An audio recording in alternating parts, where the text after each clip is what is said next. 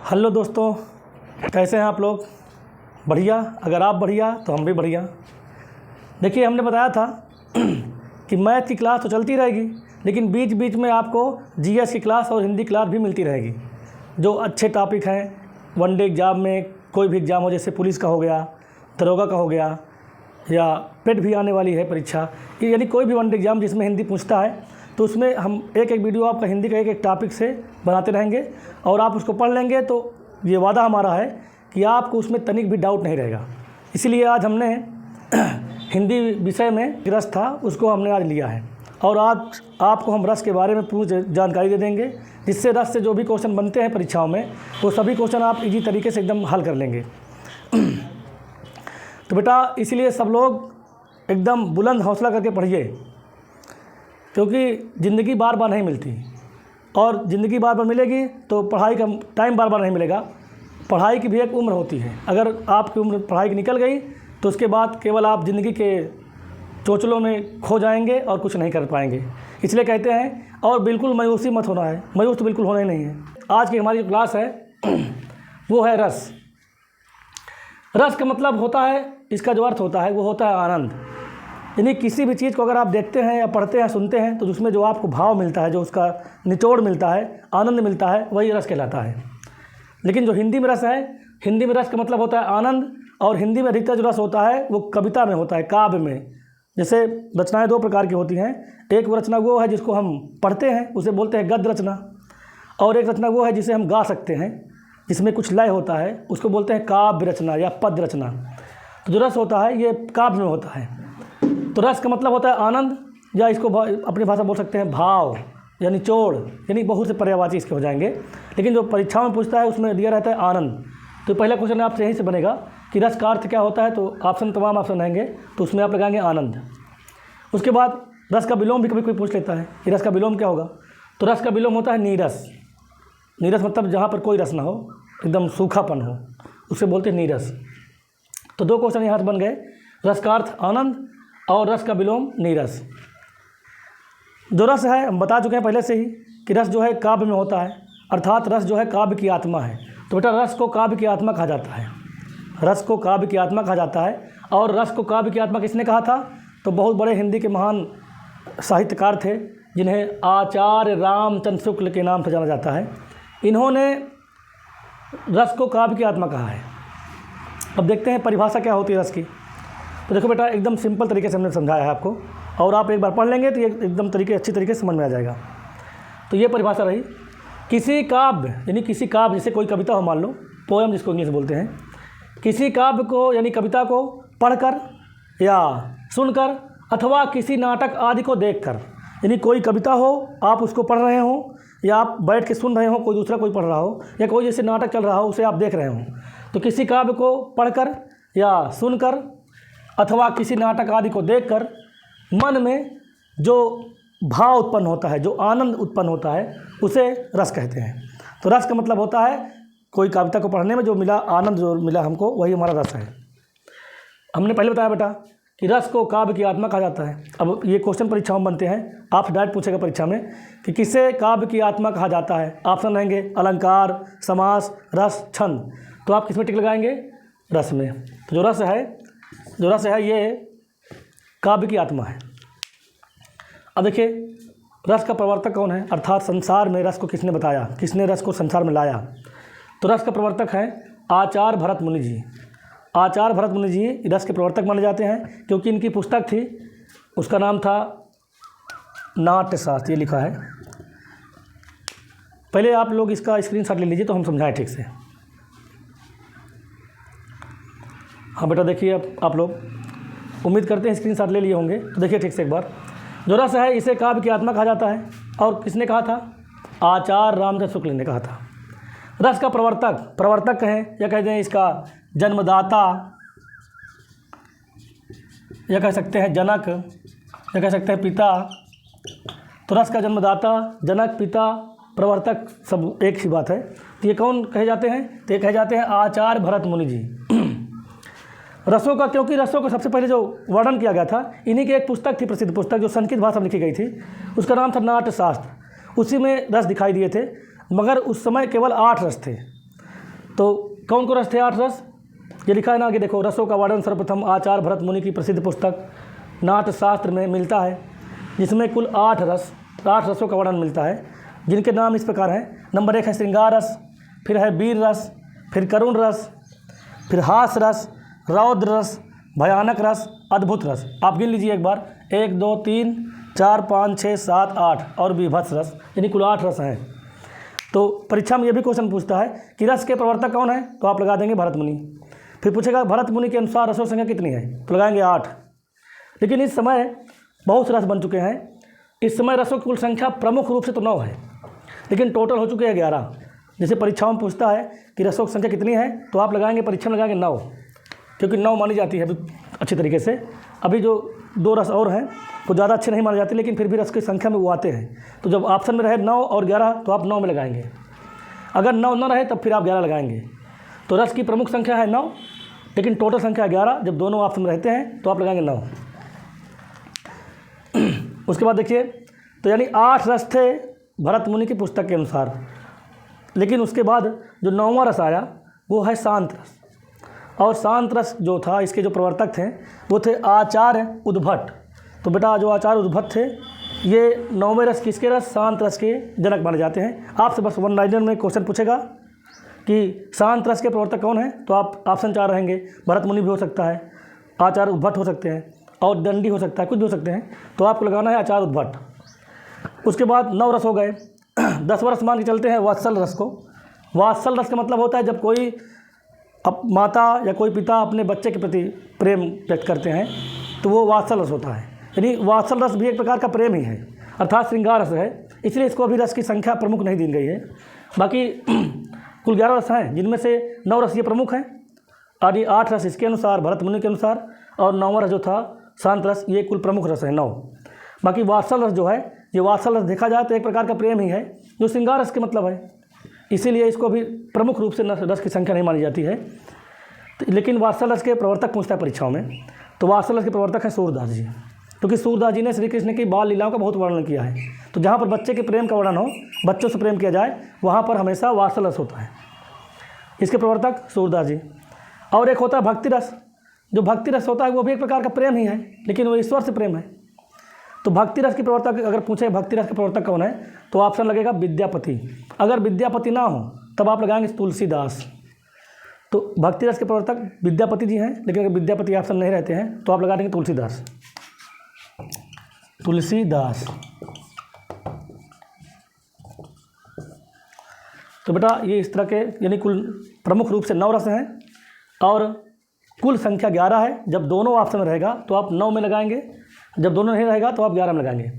इसको नोट करिए। उसके बाद रसों के प्रकार पढ़ाते हैं आपको, इसकी परिभाषाएं बताते हैं। परीक्षाओं में कैसे 2 पंक्ति दे देगा, 1 पंक्ति दे देगा, उसमें पूछेगा कौन सा रस है, तो उसको आप सीखिए। इसके अस्थाई भाव विभाव बहुत से, इसमें बहुत अभी कुछ बाकी है। तो बेटा इसका स्क्रीनशॉट लीजिए और आगे देखिए। अभी हमने आपको बताया था रस का बेसिक चीज़।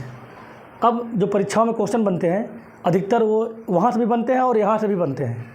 रस टॉपिक आपका बहुत इंपॉर्टेंट है, बहुत ज़्यादा। ऐसी कोई परीक्षा नहीं हिंदी वाली जिसमें रस ना आए।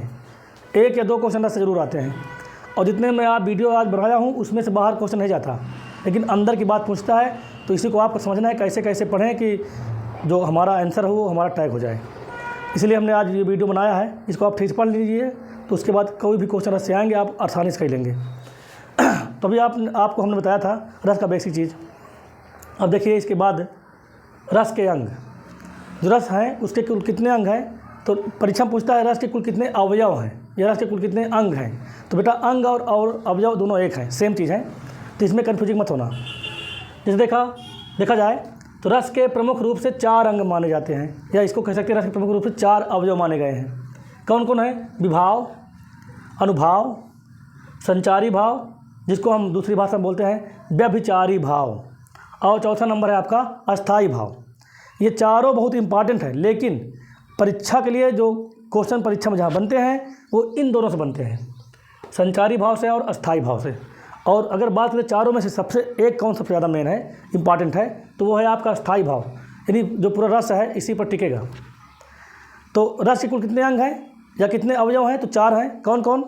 विभाव, अनुभाव, संचारी भाव, जिसको दूसरे नाम से जानते हैं व्यभिचारी भाव के नाम से, और चौथा नंबर है अस्थाई भाव। बेटा जो संचारी भाव है ये मन में संचरण करता रहता है, इसलिए इसका नाम संचारी भाव है। लेकिन कोई भी, जैसे किसी को आपने देखा, जैसे बच्चे किसी ने आपने देखा, जैसे इसमें देखो विभाव है। विभाव का मतलब होता है ऐसी वस्तु या ऐसा व्यक्ति जिसके मन में रस का भाव उत्पन्न हो या जिसके कारण उत्पन्न हो, उसे बोलते हैं विभाव। जैसे आपने किसी को देखा तो आपके अंदर भाव उत्पन्न हुआ तो आप विभाव के अंतर्गत आते हैं। जिसके कारण हुआ, जिसको आपने देखा, वो भी इसी में आएगा। मतलब इसमें दो होते हैं, इसके दो भेद हैं, आलंबन और उद्दीपन। तो बेटा एक आलंबन हो गया, एक उद्दीपन हो गया, लेकिन दोनों क्या है? दोनों हैं विभाव। उसके बाद जो सामने वाले की जो हरकत रहेगी, यानी जिस कारण जैसे आपने उसमें आप आकर्षित हुए तो उसके किसी न किसी क्वालिटी से आकर्षित हुए या किसी न किसी दृश्य से हुए, वातावरण से हुए, तो जो प्रभाव डालते हैं आकर्षित होने के लिए, उस प्रभाव को बोलते हैं अनुभाव। जैसे वातावरण हो सकता है या किसी की चाल हो सकती है। जैसे मान लो कोई हीरो है, किसी हीरोइन को देख करके उस पर फिदा हो गया, तो हीरो हीरोइन हो गए यहाँ पर विभाव। और जब हीरो फिदा हुआ तो हीरोइन की कुछ क्वालिटी रही होगी, जैसे मान लो हीरोइन की चलती हुई बल खाती हुई कमर रही होगी, या कोई वातावरण बढ़िया अच्छा मौसम रहा होगा, बरसात का मौसम है। ये सब किस में आते हैं? अनुभव में। तो बेटा इतना ज़्यादा डीपली नहीं पढ़ना है। अगर IAS की परीक्षा देना हो तो फिर डीपली पढ़ाएं। बाकी जब क्वेश्चन जहाँ बनते हैं हम वहाँ बता रहे हैं आपको, वन डे एग्जाम वाले।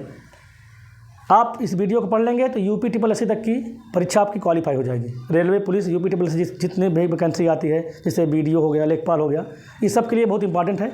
बस IAS छोड़ के नहीं कहो तो फिर अगले वीडियो में हम इसको एकदम डीपली बता दें IAS लेवल की। देखिए विभाव कैसे कहते हैं? विभाव का मतलब होता है जिसके अंदर भाव उत्पन्न हो, जिसको देख कर उत्पन्न हो, वो दोनों व्यक्ति या वस्तु कहलाएंगे विभाव।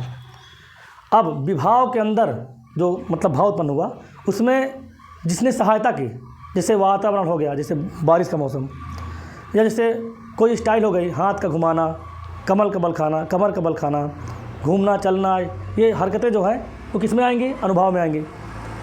अब उसको देख करके, किसी वस्तु व्यक्ति को देख करके किसी व्यक्ति के मन में जो भावनाएं उत्पन्न होती रहती हैं, घूमती रहती हैं, बदलती रहती हैं, उसे बोलते हैं संचारी भाव या व्यभिचारी भाव। लेकिन ये अस्थायी नहीं होती, टिकती नहीं है।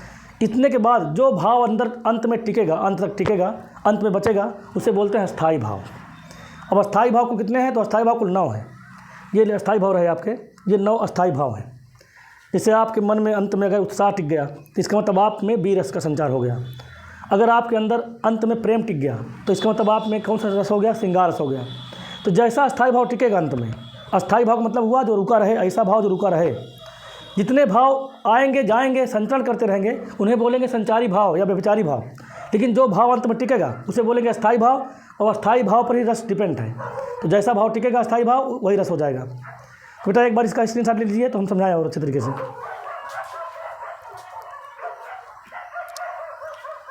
देखिए बेटा स्क्रीनशॉट हो गया होगा।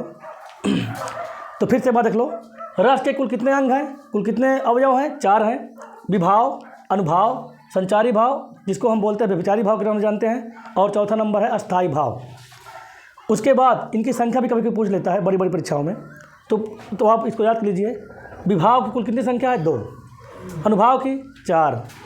संचारी भाव, जिसको व्यभिचारी भाव बोलते हैं, इसकी संख्या कितनी है? 33। और अस्थाई भाव की संख्या कुल कितनी है? 9। अब परीक्षाओं में जो रस होता है उसका अस्थाई भाव डायरेक्टली पूछता है। जैसे पूछेगा परीक्षा में कि करुण रस का अस्थाई भाव क्या है, तो आप बता देंगे शोक है। मान लीजिए ऑप्शन में शोक न रहे तो आप लगा देंगे दुख या खेद, जो भी हो, लेकिन ये अधिकतर शोक रहता है। तो बेटा इसको भी आप याद कर लीजिए। तो देखिए एक तरफ रस के नाम लिखे हैं और एक तरफ अस्थाई भाव के नाम लिखे हैं। जैसे श्रृंगार रस, श्रृंगार रस का अस्थाई भाव क्या होता है? रति होता है। रति मतलब होता है प्रेम, यानी जहाँ पर प्रेमी प्रेमिका, हीरो हीरोइन, नायक नायिका के बीच में प्रेम की भावना उत्पन्न होती है, वहाँ पर कौन सा रस होता है? श्रृंगार रस। इसलिए हमने ये किताब वाली लैंग्वेज लिखा है और ये अपनी भाषा वाली लैंग्वेज, ताकि आप समझ सकें। तो श्रृंगार रस का मतलब होता है उसका अस्थाई भाव रति। रति मतलब प्रेम। किसके बीच में प्रेम? पति पत्नी, प्रेमी प्रेमिका, नायक नायिका, हीरो हीरोइन के बीच में वाला प्रेम। अगर बच्चे के प्रति प्रेम होगा तो बच्चे के प्रति जो प्रेम होगा उसको हम बोलेंगे, अभी तो केवल 9 रस लिखे हैं, बाकी अभी इधर ही देते हैं आगे। एक 10वां रस है, एक 11वां है, लेकिन उनको प्रमुख रूप से अस्थाई भाव नहीं माना गया, इसलिए उसका अस्थाई भाव नहीं लिखते हम। तो जैसे 10वां रस है आपका वात्सल्य रस।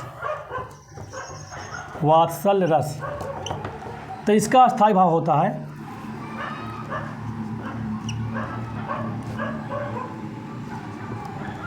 वात्सलता मतलब प्रेम बच्चे के लिए। और एक और होता है 11वां नंबर भक्ति रस। इसका स्थायी भाव होता है अनुराग कह सकते हैं या भगवत विसरति कह सकते हैं, यह ईश्वर के लिए होता है। देखिए बेटा, नंबर फर्स्ट पे है श्रृंगार रस, जिसका अस्थायी भाव रति है। रति का मतलब प्रेम, लेकिन किसके बीच में? प्रेमी प्रेमिका, पति पत्नी, हीरो हीरोइन के बीच में। दूसरा नंबर है वीर रस।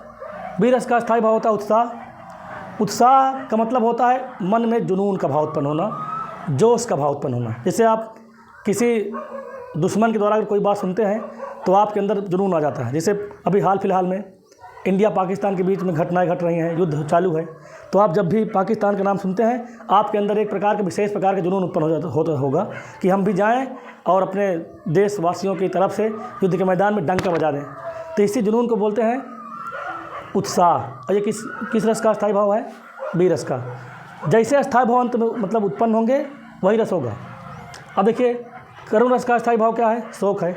शोक मतलब होता है दुख। जैसे किसी सगे संबंधी, भाई, माता पिता अगर मान लो बीमार हो गए या उनकी मृत्यु हो गई तो आपके अंदर दुख हो जाता है उत्पन्न। दुख मतलब होता है शोक। तो ये करुण रस जो होता है इसका अस्थायी भाव होता है शोक। शोक मतलब दुख या खेद। ये कब उत्पन्न होगा? यानी करुण रस कब उत्पन्न होगा? जब आप दुखी रहेंगे तब। एक होता है चौथा नंबर हास रस। हास का मतलब होता है हंसी, अर्थात आपकी प्रसन्नता। जब आप बहुत खुश हो जाते हैं किसी चीज़ को देख करके या किसी चीज़ को सोच करके या अनुभव करके, तब आपके अंदर हंसी आती है। हंसी को ही किताब की भाषा में बोलते हैं हास। हास परिहास विनोद जिसको बोलते हैं, हास परिहास विनोद कॉमेडी वही है। तो ये किसका स्थायी भाव है? ये हास रस का है। उसके बाद 5वां नंबर है रौद्र रस। रौद्र का मतलब होता है क्रोध। इसका स्थायी भाव होता है क्रोध।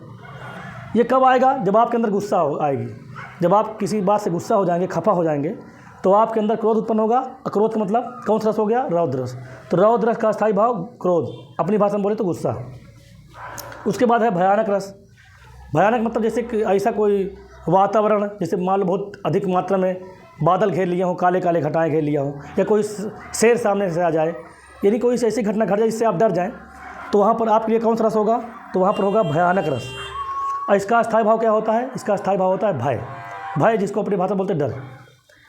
और एक देखिए है अद्भुत रस। अद्भुत का मतलब होता है जिसकी आपने कल्पना नहीं की हो, अचानक कोई घटना घट जाए, तो उसको बोलते हैं अद्भुत रस। इसका अस्थायी भाव होता है विस्मय, या अपने भाषा बोलते हैं आश्चर्य, इंग्लिश बोलते हैं सरप्राइज। 8वां नंबर है विभत्स रस।